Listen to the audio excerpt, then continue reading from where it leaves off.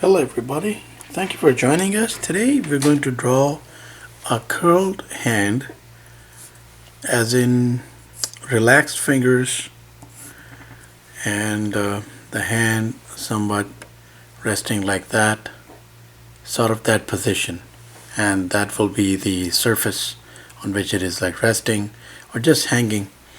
And we will get started. If you have your pencils all set, let us draw by beginning to put down some framework. We always maintain that you could check out images on Google as well, and there are several in this posture or in this hand position, but we also have several videos featuring this important part of anatomy. I'm talking about the hand, and several different gestures. If you would like to check those out, you're most welcome. But here's another one, and we are looking at it from that angle. So that is the butt of the hand. So that's the palm of the hand here that we are putting down. And let's put down from this point here like that. Slight curvature there. And of course, along this line, we'll be putting in some knuckle work. 1, 2, 3, 4.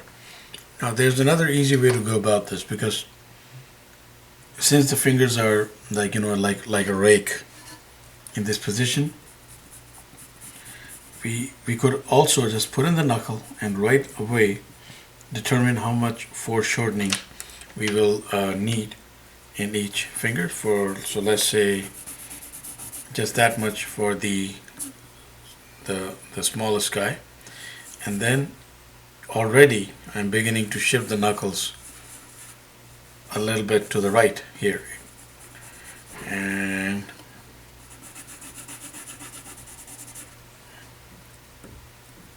then accordingly that shifts a little to the right. So this method in our estimate might actually work better. So just put up the knuckle and the finger right away, and then that knuckle is more running into this because of the angle, because we are looking away, we are looking like that way.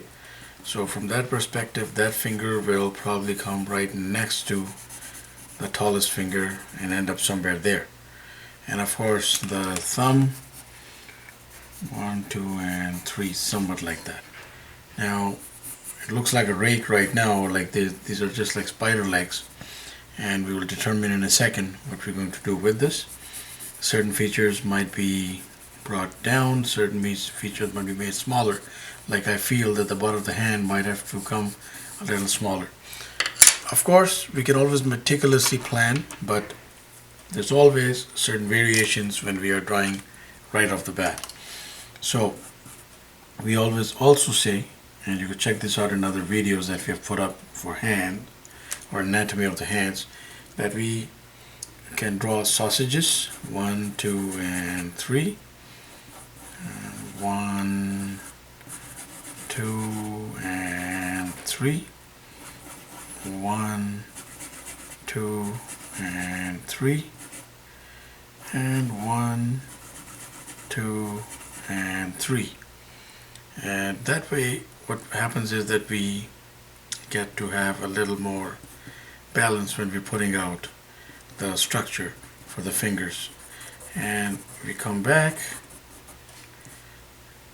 and just go about like that. I think I brought the bottom of the hand even further down. And then 1, 2, and 3. So I'm going to stretch out the thumb so that it doesn't run into the index finger there. So that's pretty much our core framework. So now let us actually put down, and we recommend that the practice be carried out with a pencil if you are doing this, especially if you're doing this first time. So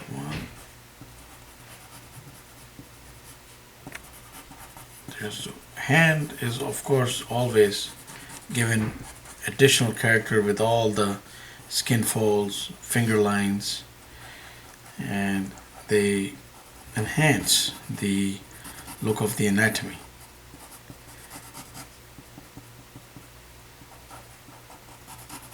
So just going casually over, and that looks balanced enough, I think. Then we come to the thumb, and from that angle this guy is going to probably look something like that. Then of course you have the skin of the hand, and depending on how much of a curl we intend to make, there's some essential finger lines running along there. Okay, so we'll grab a thicker marker here, put down some nails. We always say that every hand is graceful, and somehow, while certain features might appear the same, there might be some subtle differences from hand to hand to hand. We always maintain that. It is true. That is why this, you could probably make a notebook, a sketchbook of hands, and if you model them, if you actually copy somebody's hand and try to put down the features that way, you'll be astounded at how one hand could differ from the other. Now we have a light source, let's say, coming from above, and we will put down some tones very quickly. I'm going to grab a pencil for that,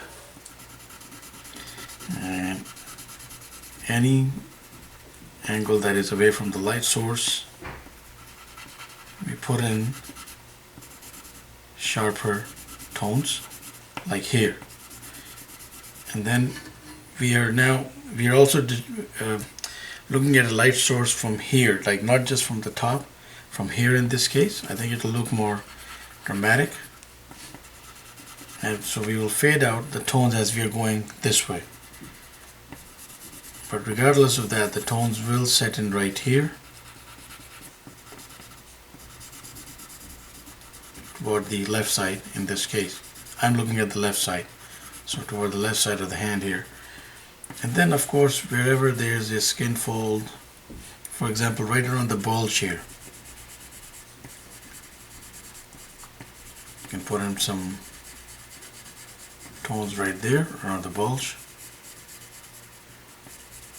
and then lighter tones there, and then again going toward that end, and there's a bulge like that, so here deeper shadows.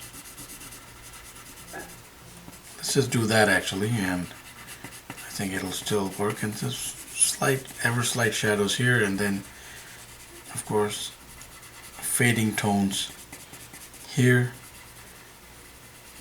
In the crunch of the thumb there's some extra tone, and then at the tip you have some dark tone, but then fading tones right there.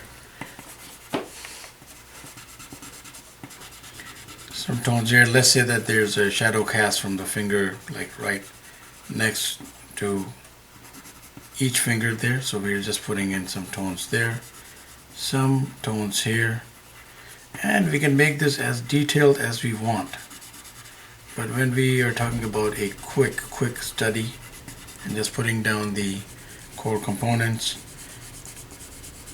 this is pretty much it. Of course we can even enhance this particular illustration by expending a little more time, but we have achieved the purpose of the exercise here today. And then of course if we add those skin lines, the texture of the hand, it will enhance this image. It's not very expressive, but it can be very, very instrumental. We could like put an object right here. We could just have that hand by itself, maybe a wreath, flowers going through it, use it for different purposes, like different illustrations, and with different elements to it, and it could like really work. So please do try it out. We put out content every day, so please subscribe and keep watching. Thank you for watching, and have yourself a wonderful day.